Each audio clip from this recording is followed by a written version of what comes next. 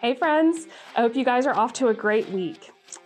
Do any of you ever feel like you might be one mistake away from being disqualified from God's plans? We live in a culture today that's obsessed with perfection.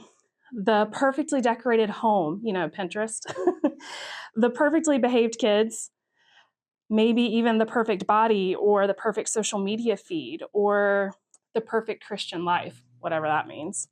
We tend to think that if we perform well, God establishes us. But if we stumble, the whole thing falls apart. But when we look at the life of David, we find in 2 Samuel and 1 Chronicles, we see a completely different blueprint. We see a kingdom that isn't built on David's perfection, but on God's mercy. Side note, I do love the story of David from start to finish. He's definitely one of my favorite Old Testament biblical characters. We can learn so much from him. Anyway, this week, we are at the point in the story where David is on top. David has captured Jerusalem. He has brought the Ark of the Covenant home, and he finally lives in a beautiful palace. He looks around and he thinks, I should build a house for God. It's a noble thought. It's a good thought, but God stops him. Through the prophet Nathan, God essentially says, David, you aren't going to build me a house. I'm going to build you a house. This is the Davidic covenant. In 1 Chronicles 17 and 2 Samuel 7, God promises to establish David's throne forever. And here's the kicker. God knew exactly who David was. He knew that David was a man of war, and he knew the failures that were coming in David's future. Yet he made a promise that didn't have an escape clause based on David's behavior. Listen to the words we find in 2 Samuel chapter 7, verses 15 and 16. These are God's words about David through the prophet Nathan. It says, but my love will never be taken away from him, as I took it away from Saul, whom I removed from before you. Your house and your kingdom will endure forever before me. Your throne will be established forever. We see in David's story how he had a front row seat to Saul's demise, how his poor decisions had major consequences. And this becomes a huge fear of David's.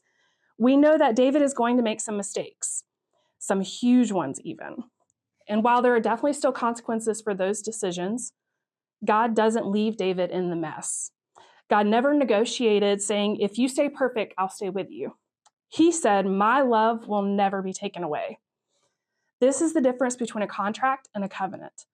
A contract is broken when one person fails, but a covenant is held together by the character of the person who made the promise. The kingdom of God is established not by our ability to keep the rules perfectly, but by God's perfect love. So what does that mean for us today? It means that we can stop holding our breath, waiting for the other shoe to drop.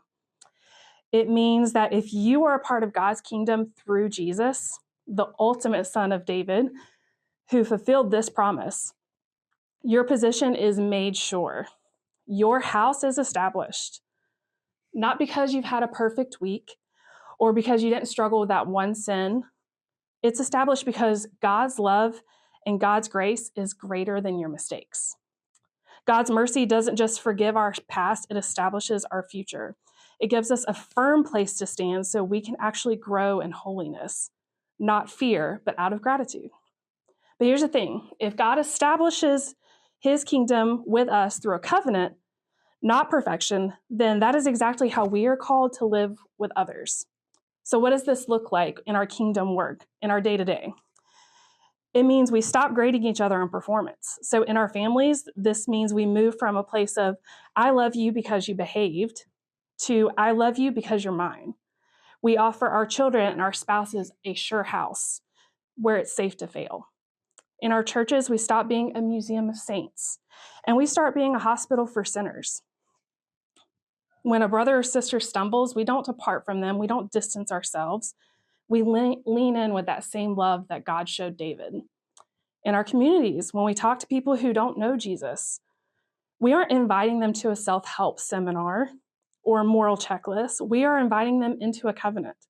We're telling them there is a king whose love is greater than your past. When we live this way, we become a living demonstration of the kingdom. We show the world that God's house is built on the bedrock of his grace, not on the shifting sands of our efforts. Thank goodness. Well, I hope you're breathing a sigh of relief. Thanks for joining us, and I cannot wait to see you all on Sunday. But as you go today, remember, you are established by his mercy. Now go out and be known for love.